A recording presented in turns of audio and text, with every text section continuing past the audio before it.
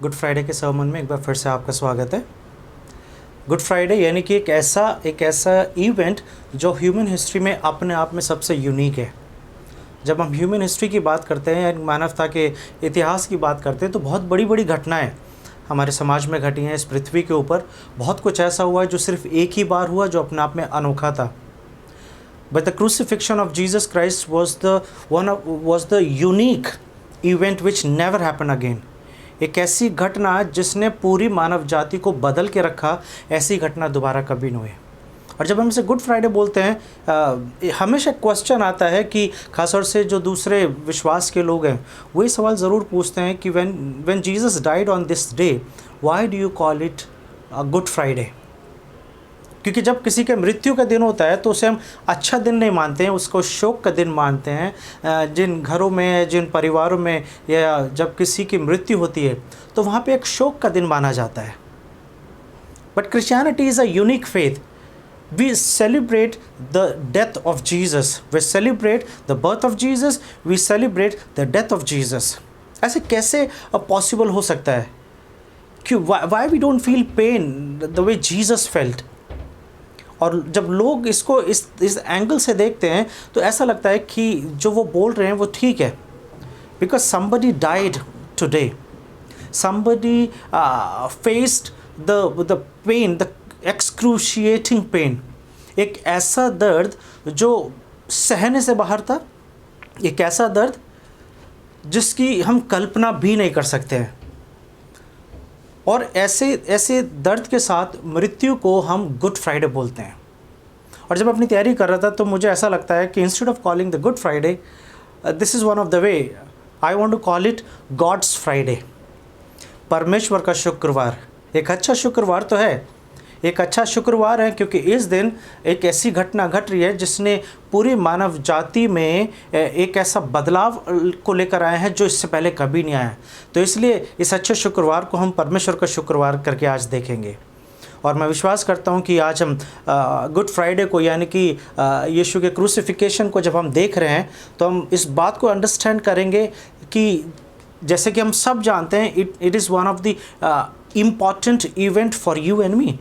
क्योंकि आपके और मेरे जीवन में गुड फ्राइडे है, इसलिए आप और मैं आज इस सर्मन को सुन रहे हैं। क्योंकि जिनके जीवन में गुड फ्राइडे नहीं है, they are not going to listen this sermon. So मेरी प्रार्थना है कि जब हम इस वचन को देखते हैं और हर एक चीज़ को अंडरस्टैंड करते हैं कि ये जो क्रूस पर होने वाली जो घटना है, यीशु का मारा जाना, ये कितना इम्पॉर्टेंट है आपके और मेरे लिए। तो आइए हम प्रार्थना के साथ आगे बढ़ें। प्रभु, मैं आपका धन्यवाद देता हूँ आज के दिन के लिए। धन्यवाद देते हैं प्रभु क्योंकि आपने बड़ी अद्भुत योजना के अनुसार यीशु को भेजा प्रभु, ताकि यीशु मसीह के मारे जाने के द्वारा मुझे पापों की क्षमा मिल सके। यीशु मसीह के मारे जाने के द्वारा मुझे अनंत जीवन मिल सके। ये मेरी प्रार्थना है प्रभु कि हम में से हर एक से आज आप अपने वचनों के द्वारा प्रभु जी बातचीत करें। हर एक जन को प्रभु जी जो आपका वचन आज सुनता है प्रभु, उसके जीवन में एक बड़ा कार्य हो सके। यीशु मसीह के नाम से इस प्रार्थना को मांगते हैं, आमीन। You can turn your Bible with me, book of John, यूहन्ना की किताब, उसका 19वां अध्याय, बुक ऑफ जॉन चैप्टर 19, और उसको हम 28 से 30 वर्सेस को देखेंगे, फ्रॉम वर्सेस 28 to 30।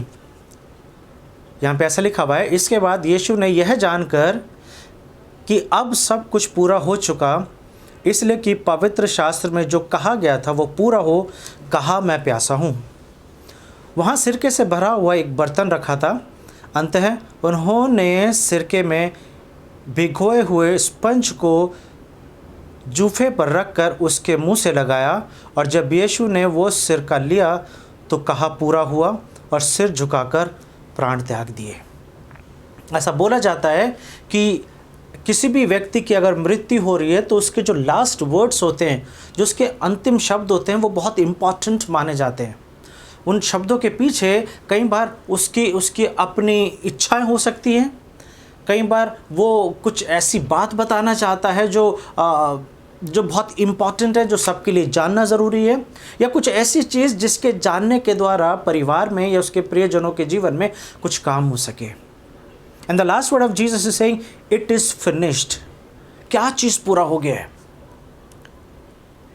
अक्सर आपने ट्रेडिशनली जब इस चीज़ को देखा होगा तो उस 7 कलमों के ऊपर आपने सरमन सुना होगा कि जहाँ पर यीशु सलीब पर वो 7 बातें बोल रहे हैं। But we are not going to see all those 7 things, but we will look only the last one, जहाँ पे यीशु ने बोला इट इज़ फिनिश्ड, पूरा हुआ, जो 30वीं वर्ष में लिखा हुआ है। और इसके कहने के बाद यीशु ने अपने सर को झुका दिया। तो क्या चीज़ पूरी हुई है?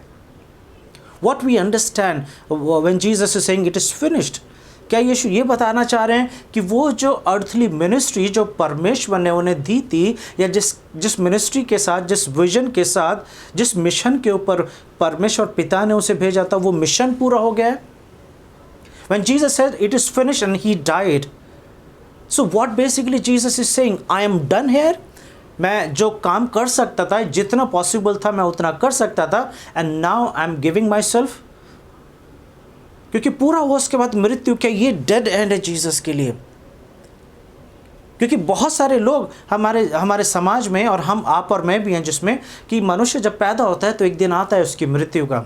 जैसे सबोपदेशक उसके 3 अध्याय में लिखा हुआ है, the time to be born and time to die. जीवन का समय है, पैदा होने का समय है, और मृत्यु का समय है। तो ये जो मृत्यु का समय है, क्या हम इस चीज़ को ये बोलें that this is just end of Jesus? यीशु मसीह अपने आप को अपने दुश्मनों के हाथ में देख कर बोल रहे हैं कि आई एम डन, जितना मैं कर सकता था मैंने कर दिया, उसके बाद नथिंग लेफ्ट। क्या हम ये बोल सकते हैं कि यीशु की मृत्यु basically he is surrendering himself to Satan when he is saying I am done, it is finished? कौन सा काम पूरा हो गया है?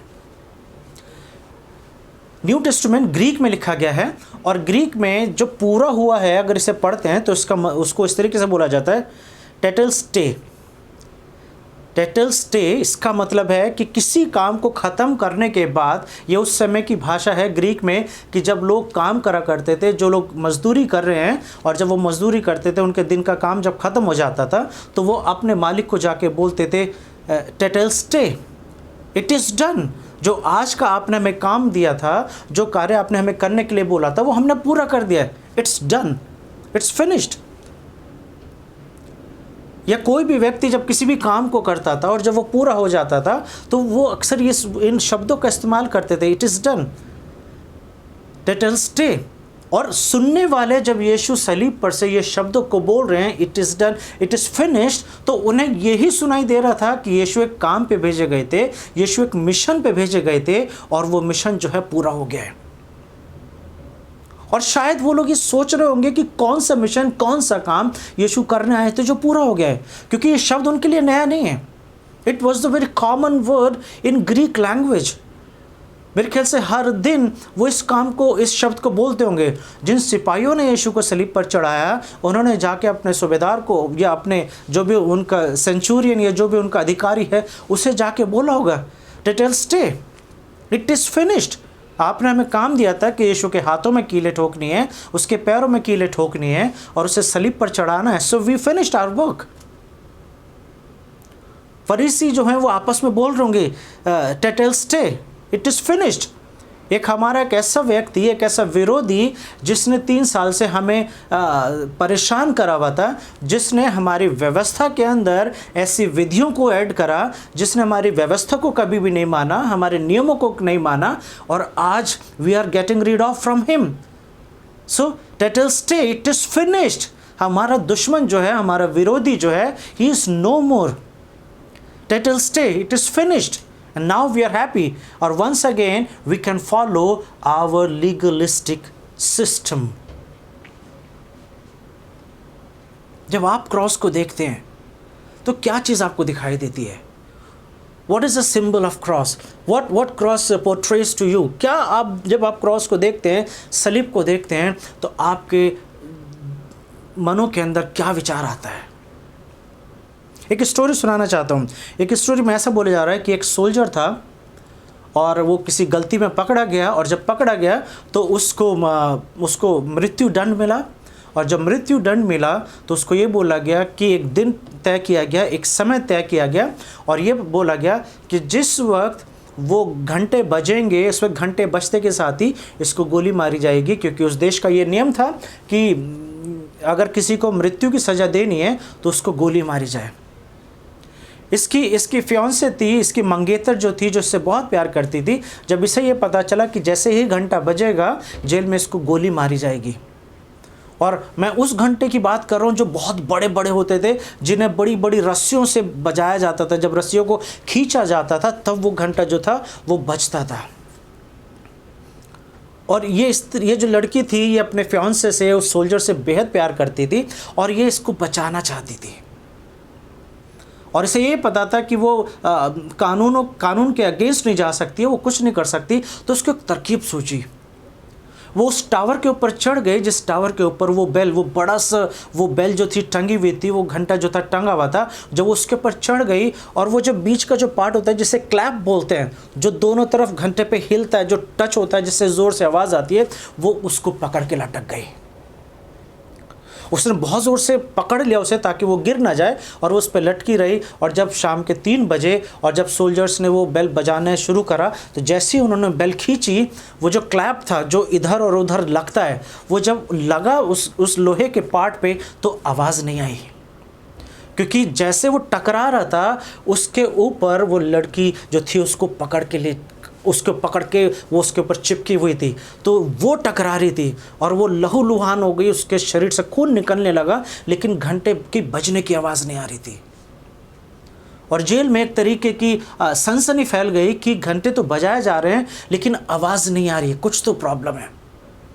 और जब इन्वेस्टिगेशन शुरू हुई, ये देखा गया कि प्रॉब्लम क्या है, और लोग जब टावर के ऊपर गए, उस जहाँ पे वो बड़ी सी बेल टंगी हुई थी, तो उन्होंने देखा कि वो लड़की जो है वो उस पर टंगी हुई है, और जब बेल बज रही है तो बजाय इसके कि वो जो क्लैप, वो जो बीच का पार्ट होता है जो घंटे के अंदर दोनों तरफ जाके टकराता है जिससे आवाज़ आती है, वो उसके ऊपर लिपटी हुई है और वो टकरा रही है, जिसकी वजह से उसके शरीर से पूरा खून बह रहा है, और वो लोहा जो है दूसरे लोहे को टच नहीं कर पा रहा और साउंड नहीं आ रहा है।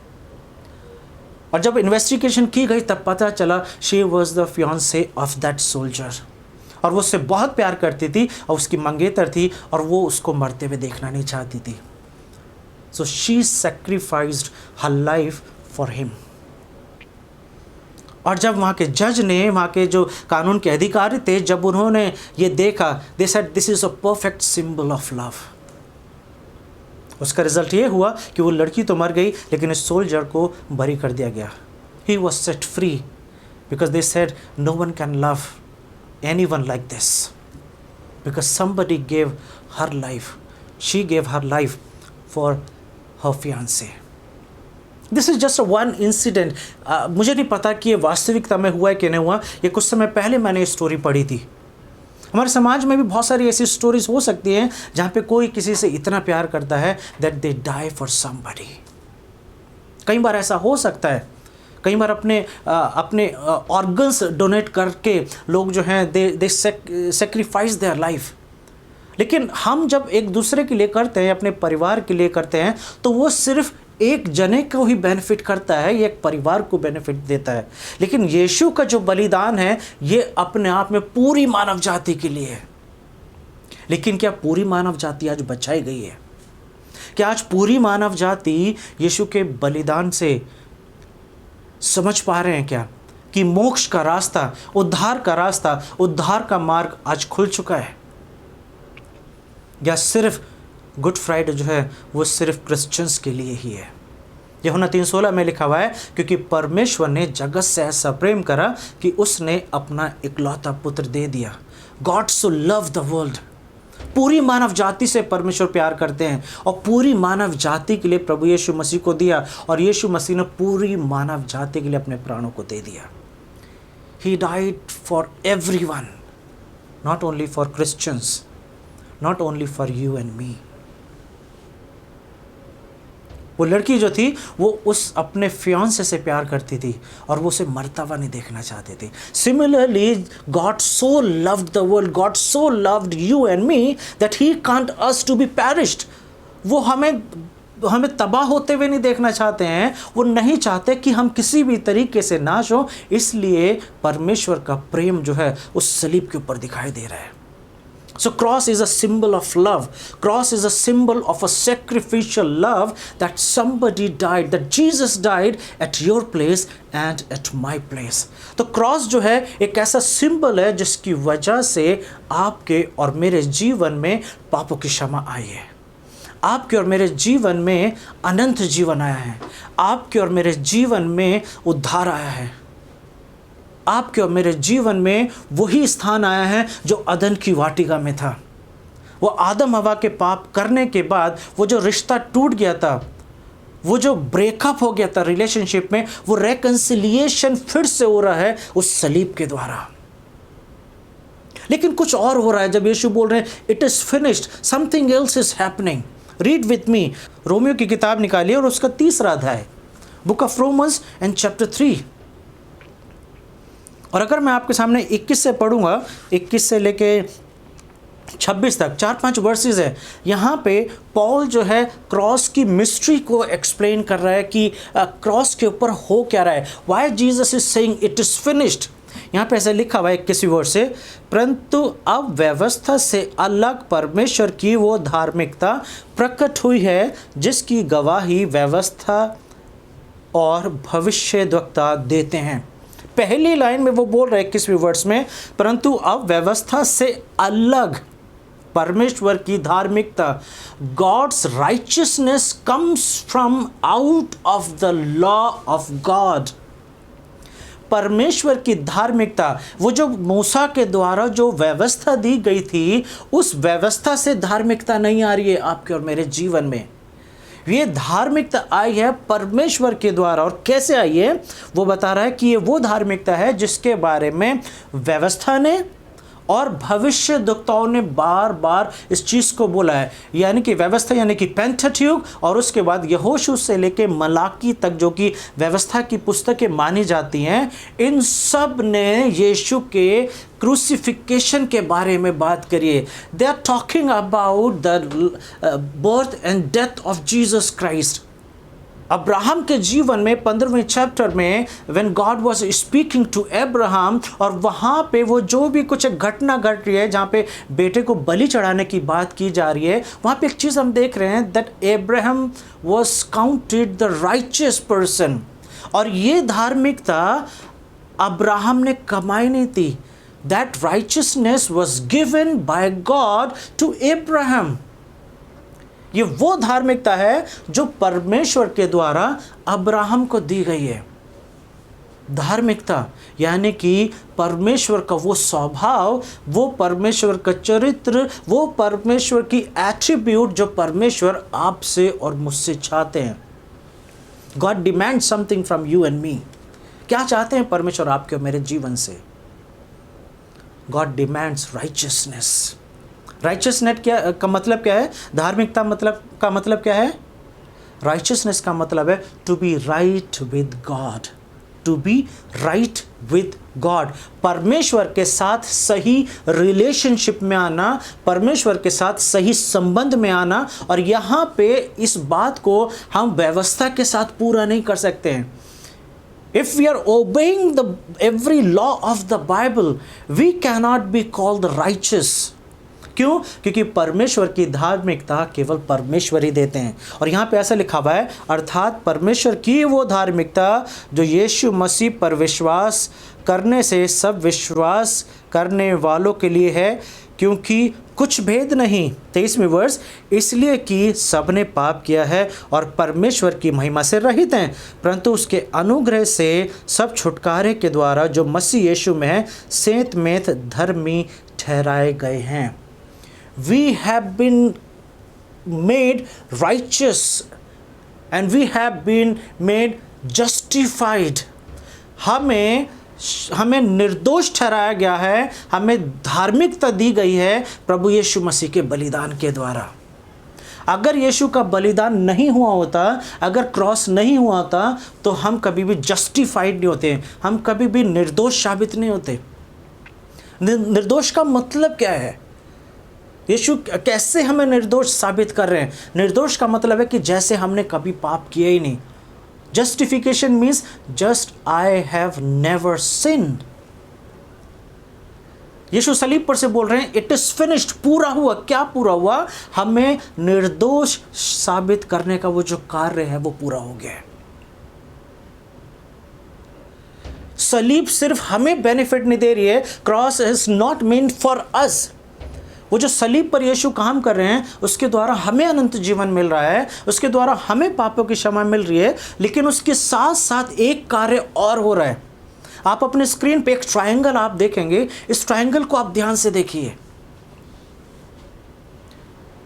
द क्रूसिफिक्शन ऑफ जीसस जो है इस ट्रायंगल के सेंटर में आप इसे देख सकते हैं, जहां पे यीशु सलीब पर है, वो क्रूस है। लेकिन जब वो क्रॉस जब है तो वो क्रॉस जो है दो तरीके से काम कर रही है। वो क्रॉस जो है जब यीशु सलीब पर हैं तो यीशु का मरना सबसे पहले, क्योंकि Jesus is paying the price, यीशु पापों का दाम चुका रहे हैं। लेकिन थोड़ी देर के लिए सोचिए कि ये दाम चुकाया किसे गया है? To whom Jesus paid the price. किसको दाम चुका रहे हैं? क्या शैतान को यीशु दाम चुका रहे हैं? Can we say that he is paying price to the Lucifer? Certainly not. He is not paying price to the Lucifer. वो शैतान को या लूसीफर को प्राइस पे नहीं कर रहे हैं, but Jesus is paying price to God the father. परमेश्वर ने पापी को क्षमा करा है, पाप को क्षमा नहीं करा है। God has forgiven the sinners but not the sin, because Jesus paid the price for the sin. So पाप के लिए दाम चुकाया गया है और उसके बदले में पापी को क्षमा मिली है। ये दोनों अलग अलग भेद हैं। कई बार हम इन्हें बिना सोचे समझे जब हम बोलते हैं तो कई बार शायद हम इसके सही मतलब को नहीं समझ पाते, और इसलिए शायद डॉक्ट्रिन के अंदर या थियोलॉजी के अंदर कहीं ना कहीं हम मिस्टेक कर रहे होते हैं। परमेश्वर को दाम चुकाया गया है, पापों की प्राइस, पापों का जो कार्य है, पापों का जो वेजेस है, जैसे पौलुस बोलता है the wages of sin is death. पापों की सजा जो है, पापों की जो मजदूरी है वो मृत्यु है, और उस दाम को प्रभु यीशु मसीह ने चुकाया है, और तब जाके आप और मैं क्षमा किए गए हैं। So one thing we can see, जो पहली जो लेफ्ट साइड वाली लाइन है, जहां पर जो लाइन परमेश्वर पिता को और परमेश्वर पुत्र को कनेक्ट कर रही है, वहां पे आप देख रहे हैं, वहां पे लिखा हुआ है प्रोपिसिएशन। प्रोपिसिएशन जिसको हम अपीसमेंट भी बोल सकते हैं, यानी कि परमेश्वर का वो धार्मिक गुस्सा, वो राइचियस एंगर, जहां पे कि परमेश्वर पाप को नहीं देखना चाहते हैं, जहां पे कि परमेश्वर पाप के साथ किसी भी तरीके से कोई रिलेशनशिप नहीं रख सकते हैं। This is the anger, this is the wrath of God. परमेश्वर का वो क्रोध जो पापियों को खत्म करना चाहता है, पापियों को नाश करना चाहता है, उस गुस्से को प्रभु यीशु मसीह ने सलीब पर अपनी मृत्यु के द्वारा शांत करा है। प्रोपिसिएशन मीन्स टू अपीज, परमेश्वर के उस क्रोध को शांत करा है। So cross has done something to God and something to us. वो सलीब जो है जितनी हमारे लिए इंपॉर्टेंट है, उतनी ही जब हम परमेश्वर के साथ उसको देख रहे हैं, so we can see that cross is playing a vital role between God and us. परमेश्वर का वो जो गुस्सा है पाप को लेके, उस गुस्से को प्रभु यीशु मसीह ने अपने लहू के द्वारा शांत करा है, जिसे बोलते हैं प्रोपिसिएशन। और उसके बाद वो जो नीचे वाली लाइन है, बेस वाली लाइन ट्रायंगल की, जहाँ पर यीशु मसीह और जहाँ पर आप और मैं, वो जो स्पॉट खाली रखा गया है जहाँ पे अस लिखा हुआ है, यानी कि उस स्पॉट में आप अपना नाम लिख सकते हैं।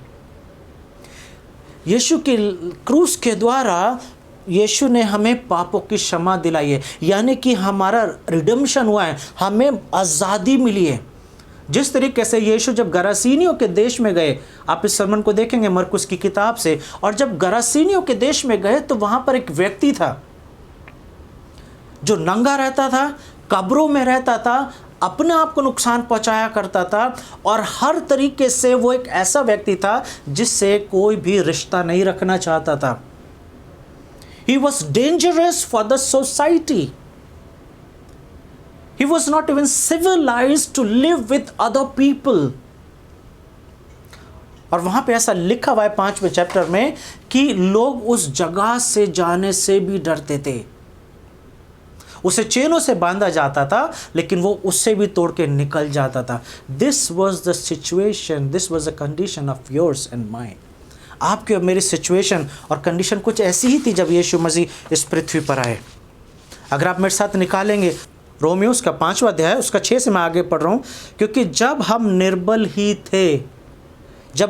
ही थे तो मसीह ठीक समय पर भक्तिहीनों के लिए मरा। When we were the enemies of God, when we were the people who were against God, जब हम एक अच्छे संबंध में नहीं थे, एक अच्छे रिलेशनशिप में नहीं थे, उसी वक्त प्रभु यीशु मसीह ने आपके और मेरे लिए अपनी जान दी। When we were against, we were the enemy of God. We were not in a right relationship with God. और enemy का मतलब क्या है कि जब वो गरासीनियों के देश में उस व्यक्ति ने यीशु को देखा तो उसके पास आके वो रिक्वेस्ट कर रहा है और वो चाहता है कि उसे शहर से बाहर ना निकाला जाए। When Jesus entered into came on this earth, आपकी और मेरी सिचुएशन कुछ ऐसी है। We were slave of sin. हम पापों से बंधे हुए थे और ऐसी दुर्दशा में रह रहे थे जैसा वो व्यक्ति गरासीनियों के देश में वो जो रह रहा था। We were exactly in the same position. But when Jesus came, he set us free. और जैसे कि यीशु ने बोला है यूहन्ना 8 में कि if the Son shall set you free, you will be free from indeed. कि जिसको पुत्र आज़ाद करता है वो हमेशा के लिए आज़ाद है। तो वो जो नीचे की लाइन है, वो जो बेस लाइन है ट्रायंगल की, वो इस बात को दर्शा रही है कि यीशु ने हमें स्वतंत्र कराया, हमें आज़ाद कराया पापों से, उस पाप से जो अदन की वाटिका से जिसके हम हिस्सेदार थे। We are not sinners because we commit sin. ये मैंने लाइन कई बार अपने सरमन में आपको बोली है। We are not sinners because we commit sin, we are sinners because we are born in sin. हम इसलिए पापी नहीं हैं क्योंकि हम पाप करते हैं, लेकिन हम इसलिए पापी हैं क्योंकि हम पाप में जन्मे हैं। और इसलिए पाप एक ऐसा असाध्य रोग आपके और मेरे जीवन में लगा हुआ है जिसका छुटकारा नहीं था, और यीशु ने सलीब पर से उस काम को पूरा कराया। इसलिए यीशु बोल रहे हैं it is finished, it is finished, you are set free, you are no more slave of sin. अब आप पाप के दास्तव में नहीं हैं, अब आप पाप की गुलामी में नहीं हैं, अब आप पूरी तरीके से आज़ाद किए गए हैं। लेकिन जो तीसरी लाइन है राइट साइड से, जहाँ पे परमेश्वर को और हमें जोड़ता है ट्रायंगल का वो वाला पार्ट, वहाँ पे लिखा हुआ है जस्टिफिकेशन। और जैसे पौलुस बोल रहा है रोमियो 3:21 से जहाँ पे मैं पढ़ रहा हूँ, वहाँ पे यीशु सिर्फ हमें छुटकारा नहीं दे रहे हैं, लेकिन यीशु ने जैसे ही हमें छुटकारा दिया, परमेश्वर ने हमें जस्टिफाई किया, मतलब कि हमें निर्दोष साबित कराया। So God the Father as a जज saying that you are justified. You are justified मतलब कि आप निर्दोष साबित होते हैं। क्यों? क्योंकि आपकी जगह किसी और ने अपने प्राणों को दे दिया है। Because somebody died at your place. वो जो सब्सटीट्यूशन जो था वो हो गया है, और इसीलिए यीशु बोल रहे हैं इट इज़ फिनिश्ड। जिस तरीके से वो स्टोरी में उसकी मंगेतर ने अपने आप को बलि कर दिया, और जब उसके बलिदान को देखा गया तो वो जो सिपाही था जो जेल में था, उसको निर्दोष साबित करके उसको बरी कर दिया गया। So you understand the mystery of cross when Jesus is saying it is finished. यहाँ पे लिखा हुआ है, फिर से मैं पढ़ रहा हूँ रोमियो 3:23 से, इसलिए कि सब ने पाप किया है और परमेश्वर की महिमा से रहित है, परंतु उसके अनुग्रह से उस छुटकारे के द्वारा जो मसीह यीशु में सेत में धर्मी ठहराए जाते हैं। हमें धर्मी ठहराया गया है। We have been called righteous, we have been given the righteousness of God through the God. परमेश्वर की जो धार्मिकता है वो प्रभु यीशु मसीह में वो आपको और मुझे दी गई है। तो वो धार्मिकता दी गई है और साथ ही साथ निर्दोष साबित किए गए हैं। आगे लिखा हुआ है 25 वर्ष में, उसे परमेश्वर ने उसके लहू के कारण एक ऐसा प्रायश्चित ठहराया जो विश्वास करने से कार्य कार्यकारी होता है कि जो पाप पहले किए गए और जिन पर लोगों ने अपनी सहनशीलता के कारण ध्यान नहीं दिया, उनके विषय में वो अपनी धार्मिकता प्रकट करे, वरन इसी समय उसकी धार्मिकता प्रकट हो कि जिसके वो आप ही धर्मी ठहरे, और जो यीशु पर विश्वास करे उसका भी धर्मी ठहराने वाला हो। So we can see that Jesus is the justifier and Jesus is justifying. यीशु वो है जो हमें धर्मी ठहरा रहे हैं, और यीशु वो हैं जो स्वयं जिनका एट्रीब्यूट जिनका गुण धार्मिकता में है। और जब यीशु सलीब पर से बोल रहे हैं इट इज़ फिनिश्ड, पूरा हुआ, तो वो यही बोल रहे हैं कि तुम निर्दोष ठहराए गए हो, you are no more guilty. और साथ ही साथ वो परमेश्वर पिता का वो जो गुस्सा है, जिसे हम राइचियस एंगर भी बोल सकते हैं, जिसे हम रैथ ऑफ गॉड भी बोलते हैं, उस गुस्से को प्रभु यीशु मसीह ने शांत करा है। लेकिन आप क्या सोचते हैं कि क्या आज परमेश्वर को आपके और मेरे पापों पे गुस्सा नहीं आता है क्या? निकालिए मेरे साथ एक वर्स, भजन संहिता उसका 7, साम चैप्टर 7 और उसकी 11वीं वर्स। भजन संहिता 7 और उसकी 11वीं वर्स को मैं आपके सामने पढ़ रहा हूँ। परमेश्वर धर्मी और न्यायी है, वरन ऐसा परमेश्वर है जो प्रतिदिन क्रोध करता है। ऐसा परमेश्वर है जो प्रतिदिन क्रोध करता है। Every day we can see indignation of God, every day, every moment. वहाँ पे पहले लिख रहा है कि परमेश्वर क्या है? धर्मी है और न्यायी है, वरन ऐसा परमेश्वर है जो प्रतिदिन क्रोध करता है। किस चीज़ के लिए क्रोध करता है? यदि मनुष्य ना फिरे तो वो अपनी तलवार पर सान चढ़ाएगा। Still that indignation is there, still the wrath and anger is there when you and I commit sin. लेकिन यीशु मसीह का वो जो सलीब है वो आपको और मुझे प्रोटेक्ट करता है हमारे पास्ट के पापों से, हमारे प्रेजेंट के पापों से, even the sin which we are going to commit in future. This is the quality of the cross. जब यीशु बोल रहे हैं पूरा हुआ है, so that means we have been saved through grace. हमें बचा लिया गया है। It is not the merit, it is not the quality or qualification in us. ये आपके और मेरे जीवन में हमने कमाया नहीं है, ये हमें दिया गया है। We have been saved through grace. हमें अनुग्रह के द्वारा बचाया गया है, हमें अनुग्रह के द्वारा क्षमा किया गया है, और हमें अनुग्रह के द्वारा हमें परमेश्वर के परिवार का हिस्सा ठहराया गया है।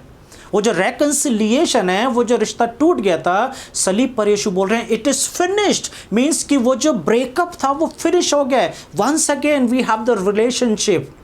सो propitiation and redemption and reconciliation, ये 3 चीज़ें जो हैं हम सलीब के ऊपर देख सकते हैं। परमेश्वर का वो क्रोध, उसको शांत किया जाना, हमें पापों से छुटकारा मिलना, और फिर से परमेश्वर के साथ एक मेल हो जाना, ये तीनों बातें हमें सलीब के ऊपर दिखाई देती है। तो जब ये तीनों बातें दिखाई देती हैं, और जैसे मैंने स्टार्टिंग में बोला it's a good Friday, but we will call it's a God's Friday. ये परमेश्वर का चुना हुआ दिन है। This is a God's day that God is presenting his greatest work in history. उत्पत्ति 3:15 में जब आदम हवा ने पाप करा और जब परमेश्वर उनसे बात कर रहे हैं, तो वहां पे परमेश्वर ने बोला था कि स्त्री का वंश तेरे सर को कुचलेगा और तू उसकी एड़ी को डसेगा।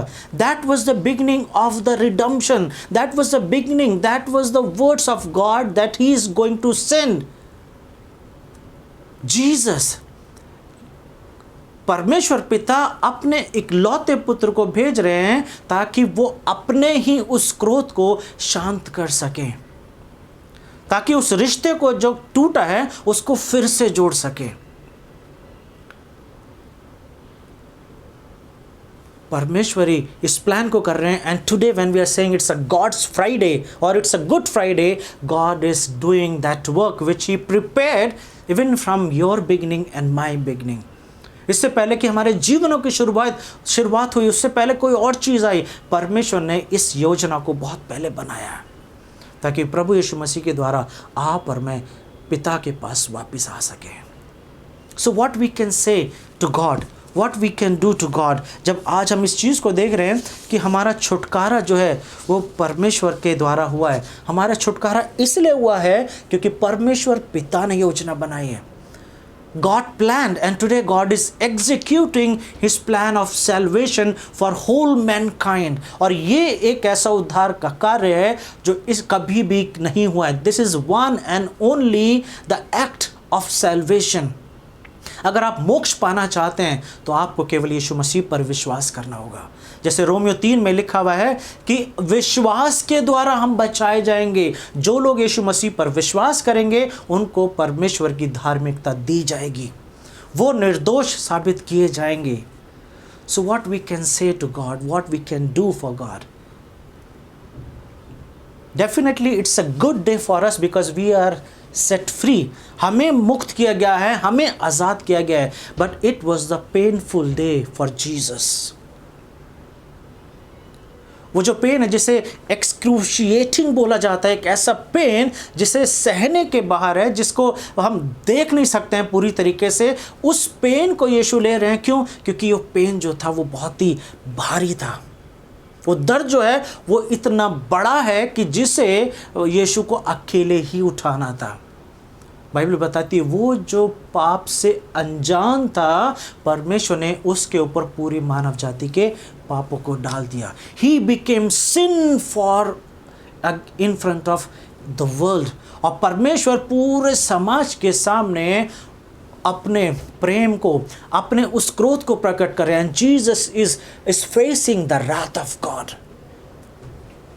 परमेश्वर को वो जो गुस्सा है, परमेश्वर का वो जो क्रोध है, वो सब कुछ सलीब के ऊपर हम देख सकते हैं कि यीशु उन सबको सह रहे हैं। So what we can say to God, I think today we can say thank you God for sending Jesus. परमेश्वर पिता, मैं आपका धन्यवाद देता हूँ कि आपने प्रभु यीशु मसीह को भेजा ताकि वो मेरे लिए उस मृत्यु को सहें, वो मेरे लिए उस सजा को लें जिसको मुझे मिलना चाहिए था। Don't simply say thank you, say from bottom of your heart. अपने दिल से बोलिए thank you God, thank you Jesus for dying in my place. क्योंकि बहुत सारे आज भी ऐसे लोग हैं जिनके जीवन में गुड फ्राइडे नहीं है, जिनके जीवनों में पापों की क्षमा नहीं है, और वो ऐसे ही जीवन जिए जा रहे हैं। लेकिन ये आपकी और मेरी जिम्मेदारी है कि हम अपने आप को परमेश्वर के सामने सही करके हम उन लोगों को परमेश्वर के सामने लेकर आए। हम उन लोगों के जीवन में भी गुड फ्राइडे की वैल्यू लेकर आए, ताकि वो कह सके yes it is good Friday, but I want to say it is God's Friday. ये परमेश्वर का शुक्रवार है, क्योंकि इस दिन के द्वारा मैं बचाया गया हूँ। क्योंकि जिसके जीवन में ये दिन नहीं है, उसके जीवन में पापों की क्षमा नहीं है। So may God bless you. Just pray, प्रार्थना करें, धन्यवाद दें कि प्रभु आपने महान योजना के द्वारा मुझे बचाया है। Let's pray together. प्रभु, मैं आपका धन्यवाद देता हूँ कि आज प्रभु आपके वचनों ने प्रभु एक बार फिर से मुझे याद दिलाया कि यदि मेरे जीवन में सलीब नहीं है, यदि मेरे जीवन में यीशु मसीह का मारा जाना नहीं है, तो मेरे जीवन में पापों की क्षमा भी नहीं है। प्रभु, मैं आपका धन्यवाद देता हूँ कि आपने प्रभु यीशु मसीह को भेजा, क्योंकि प्रभु आप मुझसे प्यार करते हैं और आप नहीं चाहते प्रभु कि मैं नाश हूँ। प्रभु, मेरी ये प्रार्थना है कि जितने लोग इस वचन को सुन रहे हैं, उन सब को प्रभु ऐसा मन दें, ऐसा बोझ दें प्रभु, कि वो अभी इसी वक्त प्रभु जी सब कुछ छोड़ के अपने जीवनों को आपके हाथ में दे दें। धन्यवाद दे सकें, अपने होठों से इस बात को कह सकें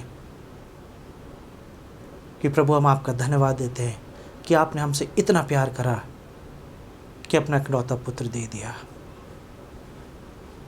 प्रभु, ये मेरी प्रार्थना है, हर एक सुनने वालों को आप आशीष दें, हर एक के जीवन में ऐसा काम करें प्रभु, ताकि हर एक जन घुटना टेक सके, हर एक जन ये अंगीकार कर सके कि यीशु ही मसीह है। यीशु मसीह के नाम से इस प्रार्थना को मांगते हैं, आमीन। प्रभु में बने रहें और इन वचनों को आप बार बार सुने, स्टडी करें और अपने जीवनों को प्रभु के साथ बनाए रखें। God bless you.